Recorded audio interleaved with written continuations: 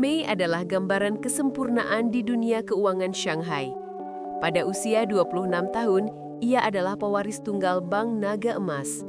Setiap inci tubuhnya, dari pakaian sutra yang mahal hingga high heels yang mengilap, memancarkan kendali total. Hidupnya adalah angka-angka, tepat dan beku. Ia dijodohkan dengan pria dari keluarga kaya raya, sebuah penambahan aset yang sempurna bagi bank. Mei merasa jiwanya terperangkap, tersegol di balik kaca dingin yang memisahkan dirinya dari dunia nyata dan segala sesuatu yang terasa organik. Di kantornya yang sunyi di lantai tertinggi, Mei sering memandang ke bawah, ke kawasan lama Shanghai. Di sana, di antara kesibukan kota yang serba cepat, ada Chen, 29 tahun, seorang seniman kaligrafi jalanan. Chen tidak memiliki toko mewah. Ia hanya memiliki lapak kecil dengan meja kayu reyot. Chen adalah kebalikan dari dunia Mei. Dia adalah tinta basah, tidak terikat pada aturan kecepatan, hanya terikat pada kejujuran kuas dan kekuatan lengan tangannya.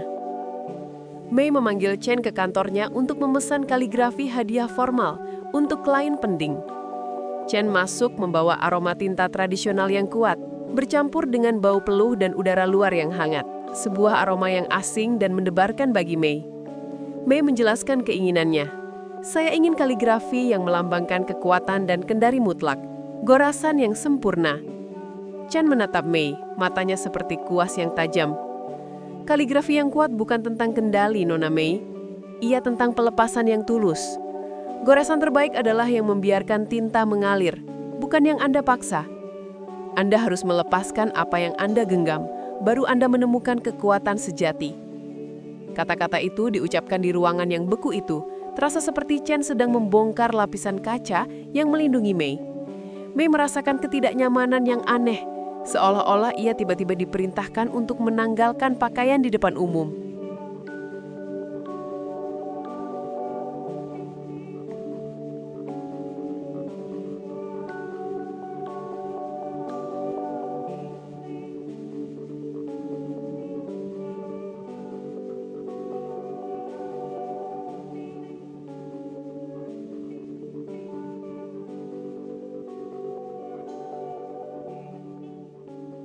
Pagi di kota itu selalu berwarna abu-abu muda, seperti kanvas yang belum selesai dilukis.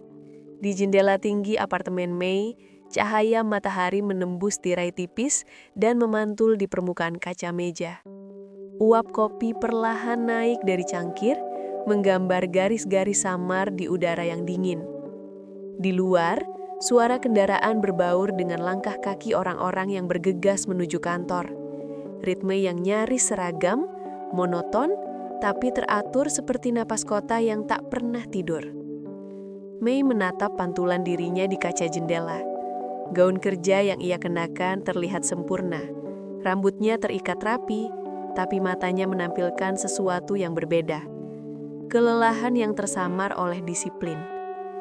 Ia terbiasa menutupi rasa cemas dengan ketegasan, menutup keinginan dengan tanggung jawab. Di luar, dunia melihatnya sebagai pewaris muda yang dingin dan tak tergoyahkan. Tapi di balik refleksi itu, ada sisi dirinya yang menatap balik dengan rasa ragu yang tak pernah diucapkan. Di ruang makan, aroma roti panggang tercium samar. Chen sudah duduk di sana, membalik halaman koran tanpa benar-benar membaca. Wajahnya tenang, tapi matanya menyapu Mei seperti seseorang yang berusaha memahami huruf-huruf yang tidak tertulis di antara kata. Mereka tidak langsung bicara, hanya bunyi detik jam yang terdengar, memisahkan keheningan dengan ritme mekanis yang anehnya menenangkan. Pagi, ujar Mei akhirnya. Pagi, jawab Chen tanpa mengangkat wajah. Kalimat sederhana, tapi terasa seperti jembatan rapuh di antara dua daratan yang mulai menjauh. Mei duduk di seberang, mengaduk kopinya pelan. Setiap gerakan terasa berhati-hati, seperti seseorang yang takut membuat suara terlalu keras. Mereka terbiasa dengan percakapan yang berhenti di tengah jalan, atau tatapan yang bertabrakan sebentar, lalu berbelok ke arah lain. Mei menarik napas panjang. Aku akan bertemu Dewan hari ini. Chen mengangguk tanpa ekspresi. Kau sudah siap? Sudah, atau paling tidak aku harus terlihat siap.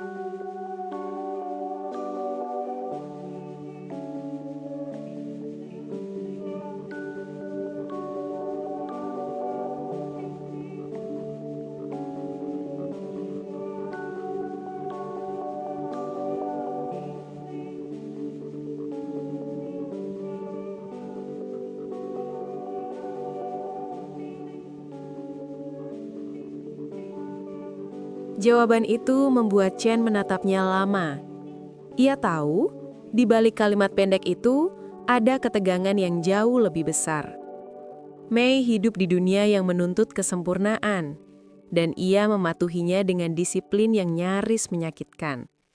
Tapi Chen, yang datang dari latar berbeda, tahu bahwa kesempurnaan itu seringkali hanya topeng. Ia menatap tangan Mei yang menggenggam cangkir terlalu kuat. "Kau tidak harus selalu terlihat kuat," katanya akhirnya, lembut tapi tegas. Mei menoleh pelan, tatapannya datar, tapi bibirnya bergetar samar. "Kalau aku berhenti terlihat kuat, aku tidak tahu apa yang tersisa dariku." Chen tidak menjawab. Ia tahu, ada hal-hal yang tak bisa disentuh dengan logika. Ia hanya memandangnya beberapa detik lebih lama, lalu berdiri, menaruh cangkir di wastafel. "Kalau begitu, setidaknya jangan lupa bernafas." Kalimat itu terdengar ringan, tapi bagi Mei terasa seperti sesuatu yang penting. Ia mengangguk kecil, menatap punggung Chen saat pria itu berjalan ke balkon. Di luar, angin membawa aroma logam dan debu kota. Chen menyalakan rokok, tapi hanya memegangnya tanpa dihisap, membiarkan asapnya menari di udara yang dingin. Mi berdiri di ambang pintu, memandangi pemandangan kota bersama Chen. Mereka berdua diam, tapi keheningan itu tidak kosong. Di antara gedung-gedung tinggi dan suara mesin, ada jarak yang lembut, seperti dua nada yang berbeda tapi tetap harmonis. "Kadang aku iri padamu," kata Mei lirih. Chen menoleh, sedikit heran. "Kenapa?" "Kau bisa hidup tanpa harus menjelaskan segalanya." Chen tertawa pendek, tapi suaranya rendah, nyaris sedih. "Itu hanya karena aku tidak punya siapa-siapa untuk menjelaskan."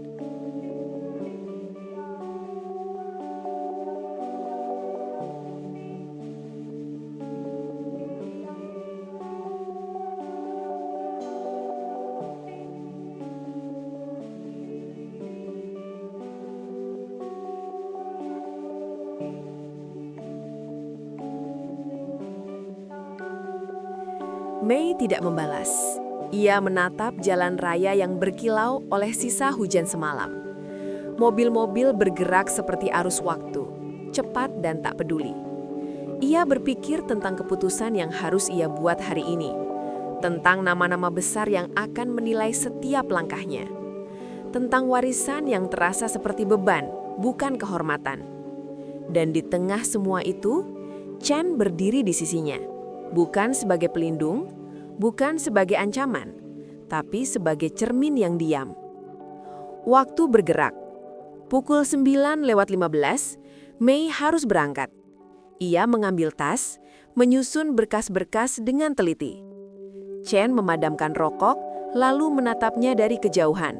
"Semoga hari ini berjalan lancar." Mei tersenyum kecil. "Tidak ada hari yang lancar di dunia ini." Chen tersenyum kembali, samar. "Tapi kadang ada hari yang cukup baik untuk tidak kita sesali." Mei berhenti sejenak di ambang pintu, menatap Chen seperti ingin mengingat wajahnya. "Aku akan pulang malam." Chen mengangguk. "Aku tahu." Ketika pintu tertutup, keheningan kembali menguasai ruangan. Chen menatap cangkir di meja, masih ada jejak lipstik Mei di bibirnya. Ia menyentuhnya pelan, lalu menarik tangannya, seolah takut meninggalkan jejak balasan. Di luar, suara sirene menggema dari kejauhan, seperti tanda bahwa hari itu telah dimulai dan tidak ada yang bisa menghentikan apapun lagi. Ia berdiri lama di balkon, memandangi kota yang perlahan diterangi matahari. Dalam diamnya, ada sesuatu yang ia tahu tapi tidak bisa dikatakan. bahwa cinta kadang datang bukan untuk menyatukan, melainkan untuk membuat seseorang mengerti dirinya sendiri.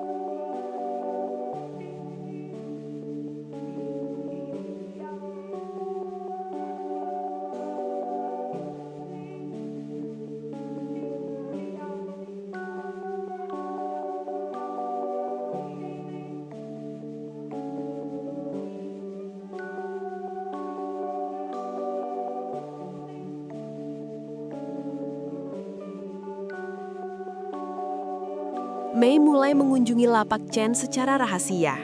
Ia datang tidak dengan niat memesan, melainkan untuk merasakan apa yang hilang dalam hidupnya. Chen mengajarinya cara memegang kuas. Kuas harus dipegang dengan kuat, tapi pergelangan tanganmu harus lemas, Mei. Biarkan energi itu datang dari dasar tubuhmu, bukan dari pikiranmu. Goresan terbaik adalah yang melepaskan semua pikiran. Yang hanya terbiasa dengan sentuhan formal yang berjarak, harus tunduk pada bimbingan fisik Chen. Suatu malam, di lapak Chen yang remang-remang, hanya diterangi oleh lampu redup, Chen meminta Mei menggores huruf cinta, I, dengan kuas besar. Tangan Mei kaku dan dingin. Chen berdiri di belakang Mei, tangannya yang hangat dan kasar, berbau tinta dan peluh, mengunci lengan Mei dari belakang, membimbing gerakan kuasnya. Chen tidak hanya menyentuh lengan, tubuhnya yang kuat menempel sangat dekat di punggung Mei, membimbing seluruh tubuh Mei agar bergerak dari pinggul, bukan dari bahu. Chen berbisik, suaranya dalam dan bergetar. Rasakan aliran tinta dari perutmu, Mei. Jangan menahan, lepaskan itu di atas kertas. Biarkan kuas menjadi perpanjangan dari keinginan tersembunyimu. Mei merasakan panas tubuh Chen yang menembus kain sutranya, membakar dingin yang selama ini melingkupinya. Setiap tarikan nafas Chen di dekat lehernya terasa seperti perintah. Pergelangan tangan Mei yang lemas di bawah genggaman Chen yang kuat terasa seperti ia menyerahkan seluruh kendalinya. Gerakan goresan kuas menjadi gerakan ritmis yang lambat, terasa seperti pengakuan gairah yang terlarang, sebuah tarian intim di atas kertas. Chen tiba-tiba menghentikan tangannya, membiarkan kuas Mei jatuh ke kertas dengan goresan yang kacau. Chen mundur satu langkah.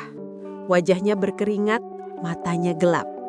Cukup, kata Chen, suaranya hampir tidak terdengar. Goresan yang jujur membutuhkan batas yang jelas.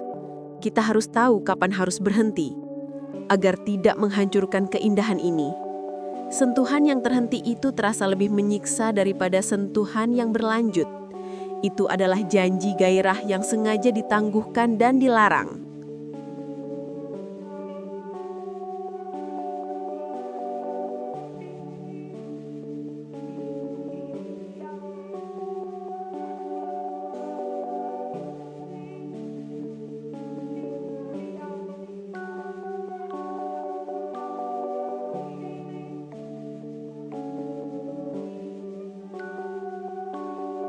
Hari itu terasa lebih panjang dari biasanya.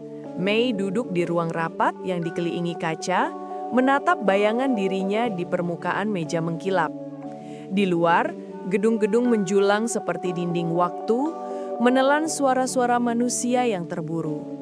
Ia berusaha fokus pada dokumen di depannya, tapi pikirannya melayang entah kemana.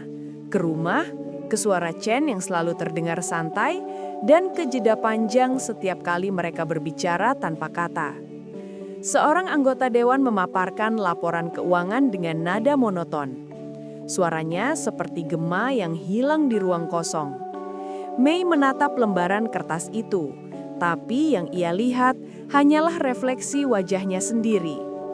Ia tahu setiap angka, setiap strategi, setiap keputusan di ruangan ini akan menentukan masa depan perusahaan dan citra keluarganya. Namun semakin ia memahami tanggung jawab itu, semakin ia merasa jauh dari dirinya sendiri. Ketika rapat berakhir, para eksekutif berbaris keluar seperti parade kebiasaan. Mei tetap duduk di kursinya, menatap layar yang perlahan gelap. Dari pantulan kaca, ia melihat dirinya sendirian di ruangan besar itu. Kemenangan kadang terasa seperti kekalahan yang dibungkus dengan tepuk tangan. Pikirnya, Telepon genggamnya bergetar. Pesan dari Chen. "Sudah makan?" Ia menatap pesan itu lama. Satu pertanyaan sederhana, tapi justru terasa seperti kehadiran yang tak bisa ditolak. Mei mengetik, "Belum. Kau?" Balasan datang cepat. "Aku menunggumu." Hanya 2 kata, tapi cukup untuk membuat ruang itu terasa sedikit lebih hangat.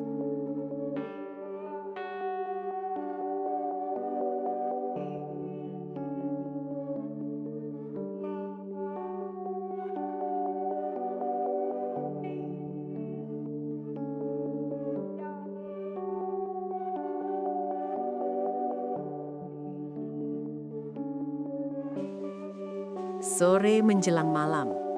Langit di atas kota berubah oranye kemerahan seperti bara api yang perlahan padam. Mei melangkah keluar dari gedung dengan langkah teratur. Tapi pandangannya tidak fokus. Setiap kali matahari terbenam, ia merasa waktu menipis. Bukan karena sibuk, tapi karena ada bagian dirinya yang selalu tertinggal di belakang. Mobil Chen menunggunya di seberang jalan. Ia berdiri di sampingnya, mengenakan kemeja hitam sederhana, wajahnya diterpa cahaya senja yang lembut. Saat Mei menghampiri, Chen tersenyum singkat, lalu membukakan pintu tanpa banyak bicara. Dalam perjalanan pulang, radio di mobil memutar lagu lama yang nadanya sendu tapi menenangkan. Mereka tidak bicara, tapi heningnya terasa akrab. Setiap bunyi mesin, setiap lampu jalan yang lewat di kaca mobil menjadi ritme diam di antara mereka. "Dewan puas dengan hasilmu?" tanya Chen akhirnya. Mei menatap keluar jendela. Mereka tidak pernah benar-benar puas, tapi paling tidak hari ini tidak ada yang berteriak. Chen tertawa kecil. "Itu kemajuan." Mei ikut tersenyum, tapi hanya sebentar. "Aku tidak tahu kenapa setiap kali mereka memujiku, aku merasa seperti sedang kehilangan sesuatu." Chen menatapnya dari sisi mata. "Mungkin karena kau tahu pujian itu tidak ditujukan pada dirimu, tapi pada versi dirimu yang mereka ciptakan." Mei berpaling menatapnya. "Dan versi itu lebih mereka sukai. Karena versi itu tidak menuntut untuk dimengerti," kata Chen pelan. Keheningan kembali. Tapi kali ini keheningan itu tidak kosong. Ia dipenuhi oleh pemahaman yang terlalu dalam untuk diucapkan.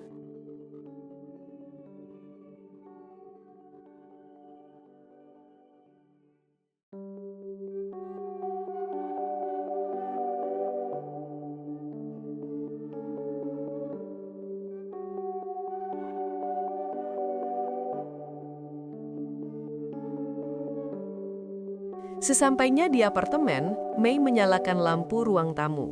Cahaya lembut memantul di lantai marmer, membuat ruangan tampak tenang tapi dingin. Chen duduk di sofa, sementara Mei berjalan ke dapur, membuka lemari, dan menatap rak yang nyaris kosong. "Apa kau lapar?" tanya Chen. "Tidak terlalu," jawab Mei, meski perutnya sebenarnya kosong. Chen berdiri, membuka kulkas, menemukan 2 telur dan sepotong roti. "Sepertinya malam ini kita akan makan sederhana." Mei menatapnya, bibirnya melengkung tipis. "Kau tidak pernah mengeluh?"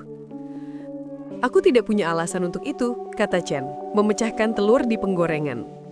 "Keluhan tidak membuat hidup lebih baik." Aroma telur dan mentega memenuhi ruangan. Mei bersandar di dinding, memperhatikan punggung Chen. Ada ketenangan aneh dalam caranya bergerak, seperti seseorang yang sudah lama berdamai dengan kesepian. "Aku tidak tahu bagaimana kau bisa setenang ini," kata Mei. Chen tidak menoleh. "Mungkin karena aku sudah terlalu sering kehilangan hal-hal yang kucintai. Setelah itu, tak ada lagi yang bisa membuatku benar-benar panik lagi." Kata-kata itu membuat Mei terdiam. Ia berjalan mendekat, mengambil piring dari tangan Chen, dan meletakkannya di meja makan. "Kau bicara seperti seseorang yang sudah selesai dengan hidup." Chen menatapnya. Bukan selesai, hanya berhenti melawannya. Mereka makan dalam diam. Setiap suapan terasa seperti upacara kecil. Sederhana, tapi berarti. Di tengah kehidupan Mei yang penuh tekanan dan ambisi, momen seperti ini terasa seperti jeda yang jarang ada. Waktu berhenti, dan dunia tidak menuntut apa-apa.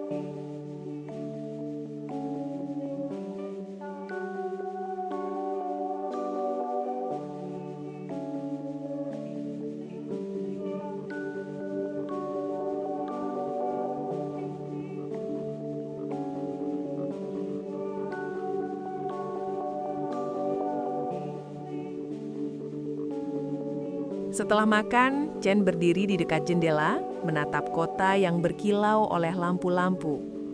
"Kau tahu," katanya pelan, "kadang aku berpikir dunia ini terlalu terang. Semua orang ingin terlihat, padahal mungkin kita hanya butuh tempat untuk bersembunyi." Mei menatapnya dari meja. "Kau suka bersembunyi?" "Tidak, tapi aku menghormati tempat di mana seseorang bisa jujur tanpa harus takut dilihat." Mei berdiri menghampirinya. Dari balik kaca, pantulan mereka berdiri berdampingan, dua bayangan yang hampir bersatu tapi tidak pernah benar-benar menyatu. "Aku tidak tahu apakah aku punya tempat seperti itu," kata Mei. Chen menatap pantulan wajahnya di kaca. "Mungkin tempat itu bukan ruang, mungkin seseorang." Mata mereka bertemu di pantulan jendela, bukan langsung, tapi cukup untuk membuat waktu berhenti sejenak. Hujan tipis mulai turun, menggambar garis-garis halus di kaca. Dan di antara cahaya, bayangan, dan suara rintik itu, Mei sadar perasaannya terhadap Chen tumbuh diam-diam, seperti air yang mengalir tanpa suara di bawah batu.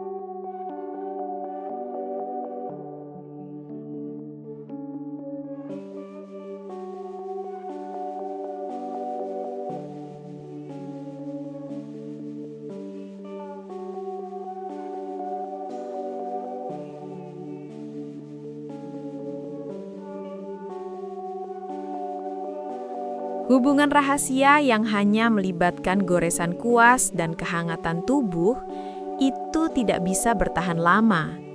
Karya kaligrafi Mei di kantornya mulai menunjukkan goresan yang berani, tidak lagi kaku, goresan yang berbicara tentang kebebasan dan pelepasan. Ayah Li, pemilik Bank Naga Emas, segera menyadari perubahan pada Mei. Ia kini bertindak berdasarkan jiwa, bukan berdasarkan angka. Ayah Li memanggil Mei ke ruang vault bank yang dingin. "Mei," kata Ayah Li, "kau telah membiarkan pria jalanan itu menyentuh jiwamu. Pria kaligrafi itu hanyalah kasta pinggiran. Jika kau memilihnya, seluruh kekayaan keluarga akan retak seperti kaca yang dipukul. Kau akan menjadi cacat dalam buku besar kami." Ayah Li menggunakan kekuasaannya untuk menghancurkan Chen. Lapak Chen ditutup. Dia dilarang mendapatkan pasokan kertas dan tinta tradisional terbaik. Mei menemui Chen di lapaknya yang kini kosong. "Mereka menyerang kuasmu, Chen. Saya tidak bisa melawan uang ayahku." Chen duduk di lantai di antara sisa tinta kering. Dia meraih tangan Mei, tidak lagi dengan kelembutan, tetapi dengan kekuatan yang putus asa. Dia meletakkan tangan Mei di dadanya, di atas detak jantungnya yang berdegup kencang. "Dengar Mei, aliran tinta ini tidak bisa kembali. Pilihanmu sekarang akan menentukan apakah kau memilih hidup yang beku atau hidup yang mengalir meskipun hancur." Mei merasakan detak jantung Chen di telapak tangannya. Itu adalah irama nyata yang melawan irama angka di bank. Dia tahu, memilih Chen berarti kehilangan segalanya. Mei menarik tangannya. "Chen, kau harus pergi dari Chang'ai. Saya harus kembali ke bank. Saya harus memilih keamanan warisan ini. Itu satu-satunya cara kita berdua bisa selamat dari kehancuran total." Perpisahan itu terasa seperti mematahkan kuas menjadi dua. Hujan turun sejak pagi. Langit tampak seperti kain kusam yang digantung terlalu lama. Tak lagi memiliki warna selain abu-abu. Mei duduk di dekat jendela ruang kerjanya. menatap titik-titik air yang menempel di kaca. Di luar, suara lalu lintas terdengar samar, seolah dunia sedang berbicara dalam bahasa yang pelan. Ia menghela nafas, lalu memejamkan mata sebentar, sesuatu yang jarang ia lakukan di tengah kesibukan. Hari itu terasa berbeda, entah karena cuaca atau karena pikirannya terus kembali ke percakapan semalam dengan Chen. Ada sesuatu di antara mereka yang tidak pernah terucap, tetapi terus tumbuh seperti embun yang menebal di kaca. Bening, tetapi tak bisa dihapus begitu saja. Telepon di meja berdering, memutus lamunannya. Asistennya memberitahu bahwa ayahnya ingin berbicara sore nanti soal keputusan baru perusahaan. Kata keputusan selalu terasa berat di telinga Mei. Dia tahu setiap keputusan keluarga mereka tidak pernah sekedar bisnis. Selalu ada warisan yang terselip di dalamnya, harapan yang menekan, dan rasa bersalah yang menyamar sebagai tanggung jawab. Ia menatap meja kerjanya yang penuh berkas. Di antara tumpukan kertas, ada satu foto kecil yang sudah agak pudar. Dirinya bersama Chen di festival seni 2 tahun lalu. Ia bahkan lupa kapan foto itu diambil. Di sana, ia sedang tertawa, lepas tanpa beban. Wajah Chen di sebelahnya juga tampak tenang. Matanya mengarah ke sesuatu di jauhan, bukan pada kamera. Saat itu, dunia terasa sederhana. Kini, semuanya terasa seperti ilusi yang tak bisa disentuh lagi.